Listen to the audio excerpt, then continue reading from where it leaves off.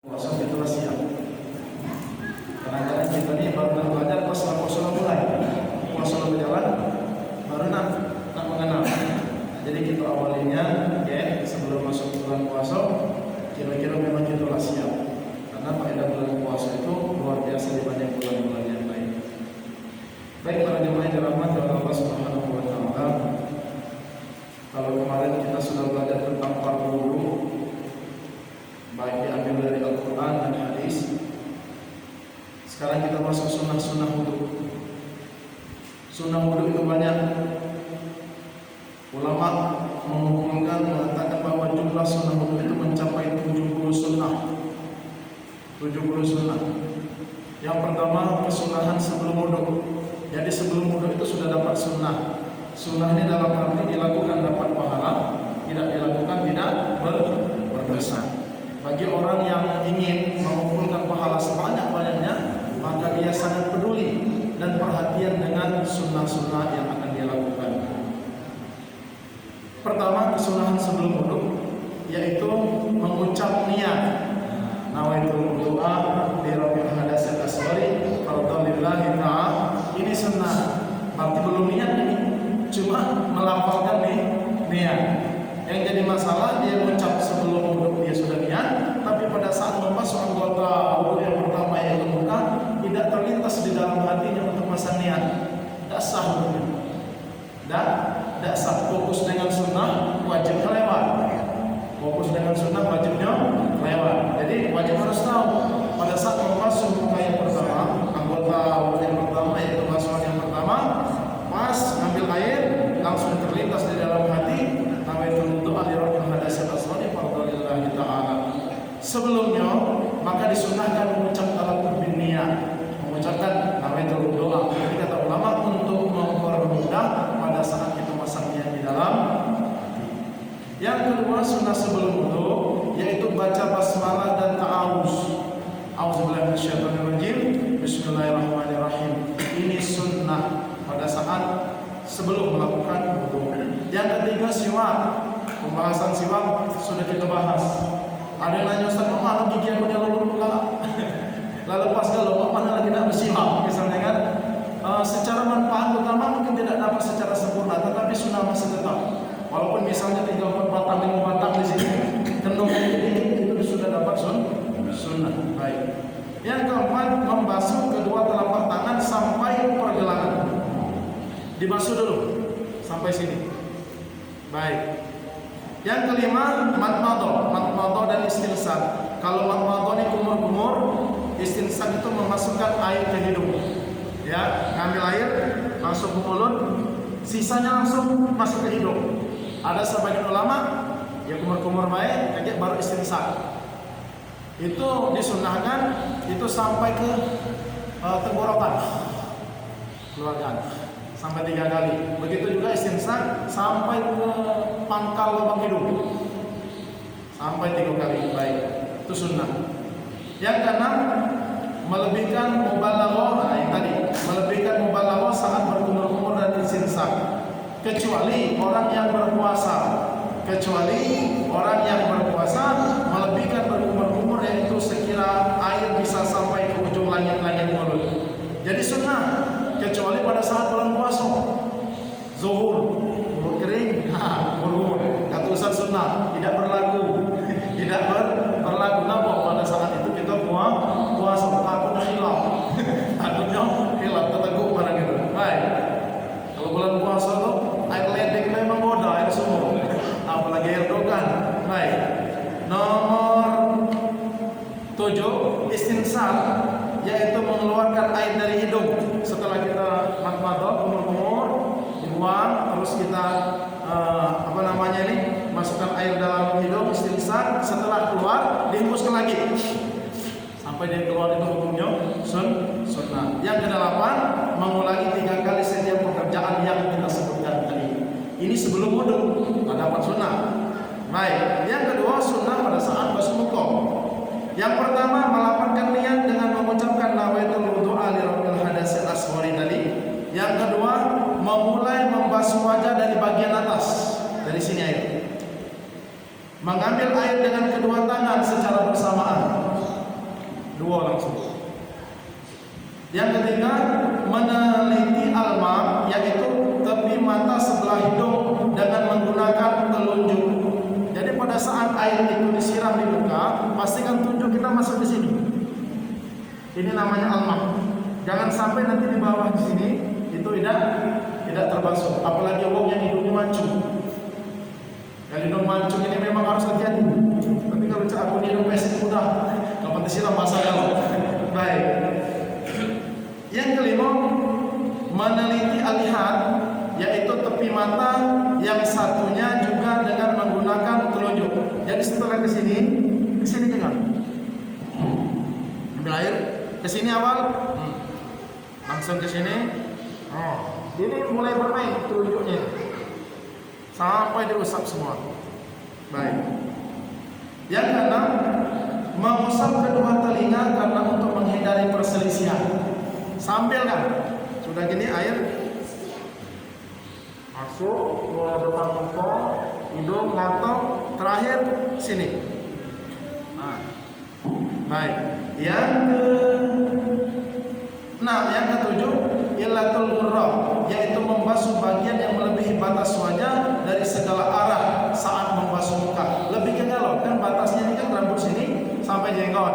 Dari sini paku telinga sampai paku telinga. Kalau baca lebih kan, memastikan bahwa memang anggota muka itu benar-benar terbasuh. Karena kata Nabi Muhammad SAW, dia pada hari kiamat kaget, mudah aku tahu ciren kalau ini umatku.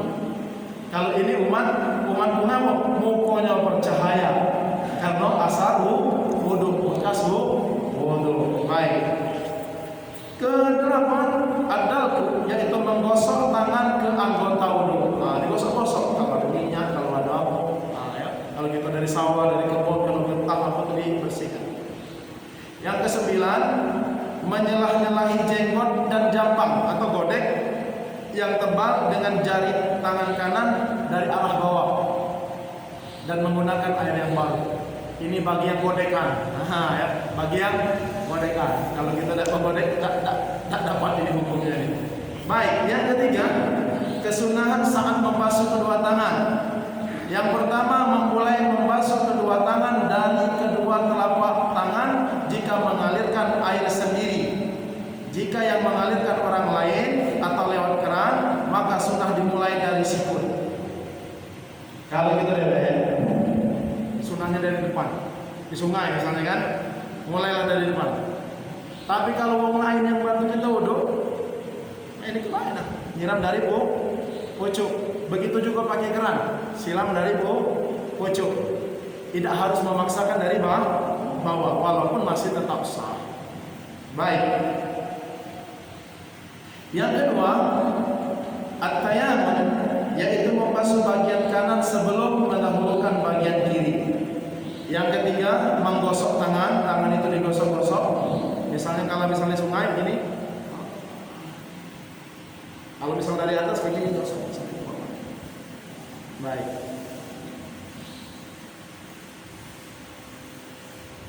Yang keempat, menyelah-nyelahi jari tangan dengan cara apapun, bebas. Sudah gini, ini diusap-usap. Takut ada anggota badan yang tidak tersiram oleh air wudhu. Sedikit saja tidak tersiram oleh air wudhu, tidak sah wudhu kita. Baik. Yang kelima, meratakan basuhan hingga ke 1/4 lengan atas dan yang paling sempurna hingga sampai pundak. Ini catatan kalau airnya banyak. Tersiram. Wajibnya dari sini sampai sini, wajibnya. Sunnah lebih sedikit. Tapi kalau air banyak, lama-lama sampai sini, tak jadi masalah. Kalau airnya banyak, selain airnya banyak, yang kedua tidak ngantri. Kadang-kadang ada orang ingin menyempurnakan wudhu, semuanya dibasuh sempurna tapi ngantri panjang. Sedangkan imam lah mulai sholat, dia nak ngambil sunnahnya, tinggalkan rekan imam lebih afdal. Maka lebih baik wudhu seadanya saja, cepat mengejar imam, jangan sampai masbuk terlalu lama. Baik. Berikutnya, menggerak-gerakkan cincin. Nah, ini yang hobi bercincin. Menggerak-gerakkan cincin yang tanpa digerakkan tidak akan menghalangi masuknya air ke kulit di bawahnya. Jika cincin dapat menghalangi masuknya air ke kulit di bawahnya, maka wajib untuk digerakkan. Kalau cincin kita ini kendor, kita pasti pada saat masukkan air, melewatkan air, lewat dia di bawah cincin ini. Digerak-gerakkan sunnah. Tapi kalau dia yang nempelnya, kalau kita siram tidak lewat airnya, wajib digerakkan. Jangan sampai ada air yang tidak mengalir di jari kita. Itu menyebabkan sholatnya tidak sah. Ngapa? Karena wudhunya tidak sah. Jadi yang hobi cincin, ya, ada yang 2, ada yang 3, sunnah bercincin itu sunnah. Kayaknya kita bahas bercincin itu sunnah. Tapi bagaimana cara sunnah menggunakan cincin? Baik. Yang ketujuh, terus menerus antara membasuh wajah dan membasuh tangan. Dalam arti begini, sudah basuh muka, stop dulu, main HP dulu, nonton dulu, baru ke tangan. Boleh. Langsung dari muka ke tangan.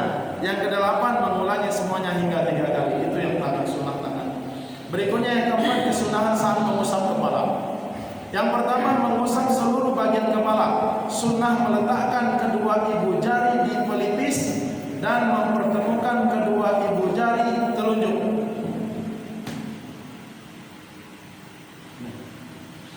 Ini disunahkan. Jadi disunahkan, wajibnya kan begini yang kita pelajari kemarin. Yang penting tempat tumbuh rambut ini kena minimal sehelai. Nah, disunahkan setelah begini sampai ke belakang. Yang rambutnya panjang sampai ujung rambut. Diulangi sampai 3 kali. Itu yang sering dilakukan oleh Nabi Muhammad sallallahu alaihi wasallam. Ustaz, dia ini pakai topi, topinya susah dilepas. Itu sunnahnya mana? Pucuk topi itu lanjakan. Dapat sunnah. Baik. Yang kedua, mengusap kedua telinga besertaan mengusap kepala. Jadi selain tadi muka ke telinga, ngusap, pada saat itu kan kepala, ngusap juga. Misalnya begini, selesai. Yang terakhir begini kan. Itu sempurna dia. Baik. Yang ketiga, terus menerus seperti tadi. Yang keempat, mengulangi hingga 3 kali. Jadi kalau wudhu itu 1 kali baik, sah. Misalnya sekali muka, sekali tangan, sekali usap kepala, sekali cuci kaki, sah. Tapi sunnahnya 3 kali. Hitungannya 3. Sebagian ulama mengatakan 4 itu mubazir. Uji itu nak tambah Abdul, 4 malah berusuk. Ngapa mubazir? Baik, batasnya maksimal 3. Boleh kurang tapi jangan lebih. Baik. Berikutnya yang kelima, kesunahan setelah mengusap kepala. Yang tadi, mengusap kedua tangan dan berdoa. Sunnah mengusap kedua telinga 9 kali atau 3 kali. Nah, kita ini diajari oleh guru kita, kapan sudah kepala, telinga ini dikhususkan. Imam Syafi'i mengatakan dia akan dapat sunnah kalau nyucinya barengan. Ambil air, barengan. Ya, jadi ini kena air baru, telunjuk masuk lubang, jempol ngiring di belakang telinga, masukkan, jepit, putar. Setelah ini dipucuk, jempol tunjuk pemain puluh, putar ke dalam sampai ke pucuk sini. Keluar, masukkan yang jempol pemain di belakang, putar ke pucuk jempolnya dulu sampai ke pucuk, tunjuk pemain, keliling lubang ini, ujung pucuk, keluar. Baik, itu 3 kali sunnahnya. Tidak pakai itu juga tidak apa karena telinga hukumnya sunnah. Baik. Berikutnya yang ketiga, sunnah mengusap leher menurut Imam Al-Ghazali dan Imam Al-Baghawi dan serta Imam Ar-Rafi'i. Jadi setelah mengusap kepala tadi yang selesai, ya, sudah dapat galau, terakhir ambil air usap-usap sini. Ya, hukumnya sunnah. Biar manfaat daripada wudhu itu dapat. Salah satunya segar, dapat sudah wudhu segar. Baik. Yang keenam, kesunahan saat membasuh kaki. Sekarang mencuci kaki. Sunnahnya apa? Sunnah memulai membasuh kaki dari jari jika menuangkan air sendiri. Kalau kita nuangkan ya, itu dari jari. Tapi kalau yang nuangnya itu dari tumit, ya, dari mata kaki, tumit mata kaki.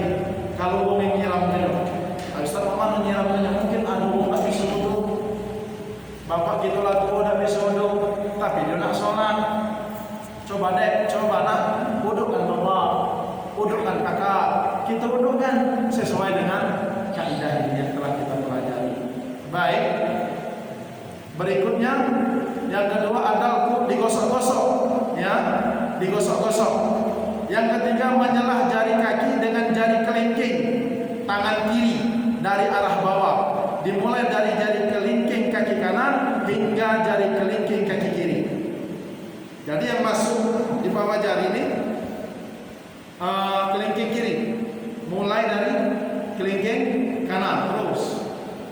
Ini takutnya kalau kita misalnya begawi di sawah atau begawi di lapangan, itu ada kotoran-kotoran yang nempel di situ. Itu tujuannya. Dari kelingking kanan habis dengan kelingking kiri menggunakan tangan kelingking kiri. Baik. Ini sunnah. Tidak cah itu juga masih tetap siram-siram baik selesai. Yang penting dia basah. Baik. Yang keempat tayamum, yaitu mendahulukan kaki kanan barulah kaki kiri. Ada yang nanya, Ustaz, wudu itu kalau dari kaki kiri ke kaki kanan sah beda?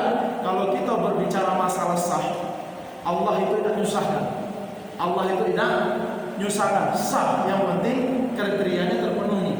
Tapi abdolnya, sunnahnya lain cerita. Cak muko kita basuh dari samping misalnya.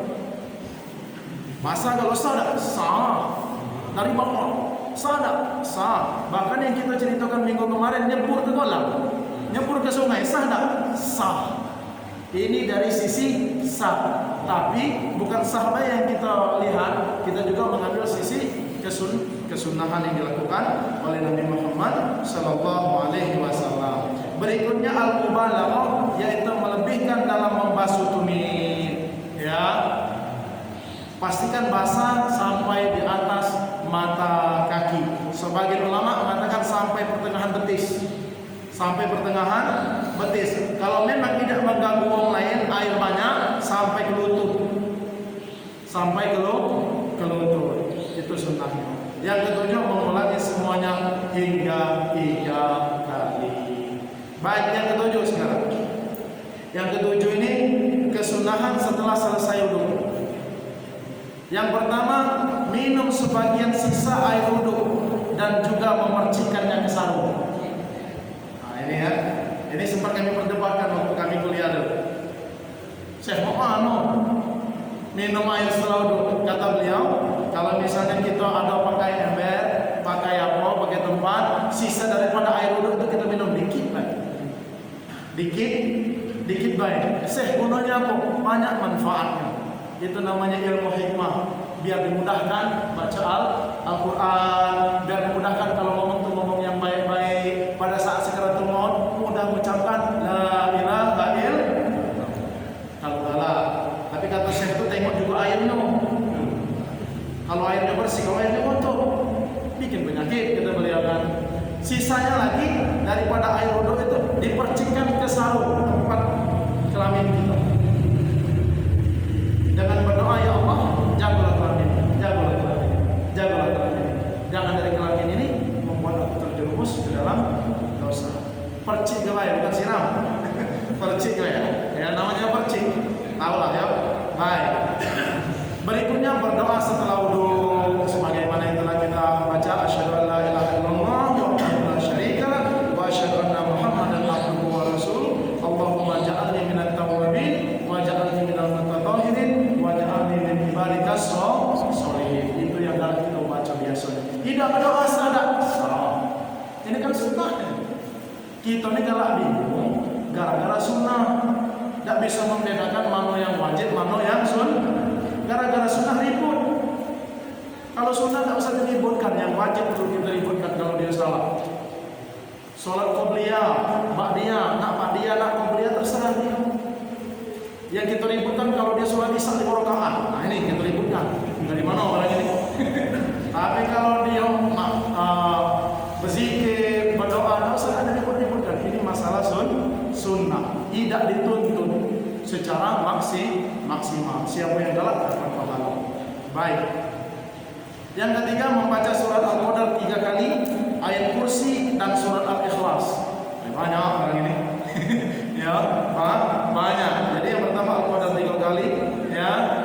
Yang ketiga yang kedua ayat kursi, yang ketiga surat Al-Ikhlas. Qul itu kan Allah. Yang keempat, sunnah setelah wudu apa? Yaitu sholat sunnah wudu, yaitu sholat yang dilakukan setelah selesai wudu, sekira dianggap sholat yang dinisbatkan ke wudu. Saat sholat sunnah membaca surat Al-Kafirun dan surat Al-Ikhlas. Misalnya setelah kita wudu, masuk masjid, sholat tahiyatul masjid dulu. Kalau waktunya memang masih panjang, sholat tahiyatul masjid 2 rakaat. Setelah sholat tahiyatul masjid 2 rakaat, sholat sunnah wudu 2 rakaat. Setelah sholat sunnah wudu 2 rakaat, barulah sholat qabliyah 2 rakaat. Masya Allah, ya. Baik, yang ke-8, kesunahan umum di dalam wudu. Ini secara umum, ngadap kiblat. Tempat wudu kita ini tidak ngadap kiblat. Tapi jangan dijadikan masalah. Tapi kalau badan kita putar nggak ada kiblat, dapat sunnahnya. Tapi kalau melodi aturan di situ nggak ada pendidik sini, tidak dapat sunnah. Tapi kalau masalah sah. Yang kedua, wudhu dengan posisi duduk. Nah, ketik tempat duduk di sini. Sebagian masjid ada. Nengok di BK 16 di BK mana cek nengok ada tempat duduk. Jadi memang wudhu itu santai, dinikmati. Kita ni kan kadang-kadang wudhu itu berdiri, jadi tidak tahan lama. Nak nyipukan kaki, sakit pinggang. Sakit, jadi tidak tahan lama, nak bercepat baik. Yang ketiga, tidak mengipas-kipaskan air. Jangan ganggu tetangga yang sedang duduk dulu. Pasti. Kenogal kiri kanan. Tidak dapat. Pelan-pelan baik. Secukupnya untuk kita. Yang keempat, tidak berlebihan dalam menggunakan air. Yang kelima, tidak berbicara pada saat wudu. Yang keenam, meletakkan tempat air yang diciduk di sebelah kanan. Kalau kita pakai ember, tapi kalau pakai keran tidak jadi masalah. Yang ketujuh, terus menerus. Yang kedelapan, tidak menamparkan air ke muka. Jangan ditampar, wah besar. Itu tidak sunnah. Sunnahnya pelan-pelan. Yang kesembilan, menghindari percikan air dari bawah dengan duduk di tempat yang aman dari percikan air di bawah. Kesepuluh, tidak meminta tolong untuk membasuh atau menuangkan air ke anggota badan kecuali ketika ada uzur. Sehat, tak katik sakit, nak minta uduk kan? Baik uduk kan aku. Ya, itu tidak dapat sunnahnya. Yang ke-11, tidak menyeka air dengan semacam handuk kecuali ada uzur. Udah, tidak usah dilap air wudhu itu. Tidak usah dilap dengan handuk. Ya, kalau kita setelah wudhu kecuali uzur, tidak boleh lama-lama ada air di kulit misalnya. Baik. 12, tidak melebihi 3 kali. Nah ini kita jaga saja. Ya, tidak boleh lebih daripada 3 kali. Yang 13, air yang digunakan wudhu tidak kurang dari 1 mud. 1 mud itu secangkir lah. Secangkir. Kita baca dulu secangkir. Bahkan baca begitu boleh. Kalau kita ngambil wajibnya baik. Tapi kita tidak puas kalau tidak sender. Tidak puas kalau tidak sender. Itu kan airnya banyak. Baik. Yang ke-14, menghadirkan wudhu di dalam hati sampai selesai. Waktu wudhu tu aku ni sedang wudhu. Aku ni sedang wudhu. Ini tak pas wudhu terpikir di pasar, terpikir di sawah, terpikir di rumah. Nah itu. Jadi hukumnya menghadirkan hati pada saat kita berwudhu. Baik para jemaah yang dirahmati oleh Allah Subhanahu wa taala. Syarat wudhu satu Islam. Selain muslim tak sah. Yang kedua tamyiz. Tamyiz ini apa? Dia bisa membedakan mana yang baik, mana yang buruk. Sebagian ulama mengatakan tamyiz itu pacak makan dewek, pacak mandi dewek, pacak cuci beol dewek. Itulah tamyiz sekitar umur 4 sampai 5 tahun. Berarti anak yang umur 4 tahun itu wudhunya sudah sah. Yang ketiga, bersih dari haid dan nifas. Kalau bapak-bapak aku yakin tak ada yang kena haid. Ya, ini khusus ibu-ibu. Yang keempat, bersih dari perkara yang bisa mencegah air ke kulit. Nah ini para jemaah, hati-hati kalau kita bertugas nyadap karet misalnya kan, atau ke hutan atau ke kebun, hati-hati ambil tahu pada saat kita basuh jangan sampai ada benda yang nempel sehingga benda itu menghalangi mengalirnya air wudhu. Getah karet misalnya kan, atau misalnya kita dagang kena minyak sayur, kan airnya tak lewat itu, ya kalis. Atau misalnya kita begawi di bengkel, bongkar oli, bongkar apa, itu pada saat wudhu pastikan sudah diusahakan semaksimal mungkin. Tapi kalau ada baca lagi lepas, terus usah dipaksakan. Nempel hitam di sini, bekas oli. Apalagi kalau mobil solar itu, olinya kan lebih lengket. Oh, masih hitam. Nah, tato lain lagi pembahasannya. Kalau tato di sini kriteria tato, mana ya? Tato ini di dalam Islam sudah tidak diperkenankan. Tato di dalam Islam tidak diperkenankan. Kenapa? Karena dia menghalangi air wudhu. Ustaz Pak Mano lah telanjur. Lah bertatu baru mila pengajian pun. Mak Mano ini. Nah, ini kalau secara fikih kita mengatakan dia tidak sah secara fikih. Dia tidak sah. Tetapi karena niatnya sudah berubah ingin menjadi yang lebih baik, itu urusan dia dengan Allah. Jangan pula mentang-mentang bertato nak hilangkan tato akhirnya diiris atau disetrika. Tidak usah. Jangan dipaksakan. Tapi sekarang ini ada alat yang baru. Jadi tato itu kalau ditembak laser hilang. Tatonya siku huruf itu 350.000. Kalau I love you, banyak juga itu. I love you, habis gaji sebulan. Ya. Jadi kalau memang barang itu sudah jadi, ya, tetap wudhu sesuai dengan kriterianya. Sah dak secara hukum fikih di awal kalau memang dia tahu itu tidak boleh, tidak sah. Tetapi kalau dia tidak tahu, sah. Tapi ada upaya di dalam hati, kapan-kapan barang ini kuhilangkan. Ada niatnya, kapan-kapan barang ini kuhilangkan. Kalau dikit lemak, di belakang kebak penuh belakang. Kan ada yang gambar garuda, gambar kembang, gambar kupu-kupu. Iya, itu mana di laser betapa banyaknya. Jadi nak nunggu sampai hilangnya barang itu, akhirnya betapa banyak yang kita tinggalkan kewajiban. Udah sholat. Ada pernah orang, Ustaz, dia ini bertato, jadi imam. Bertato jadi as-sahabida. Ya, as-sahabida. Aku jawab sah.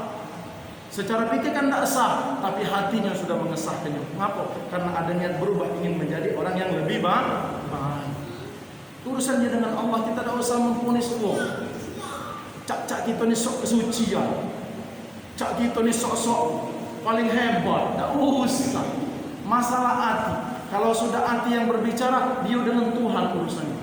Bisa jadi uang itu di mata manusia hina, tapi di mata Allah luar biasa.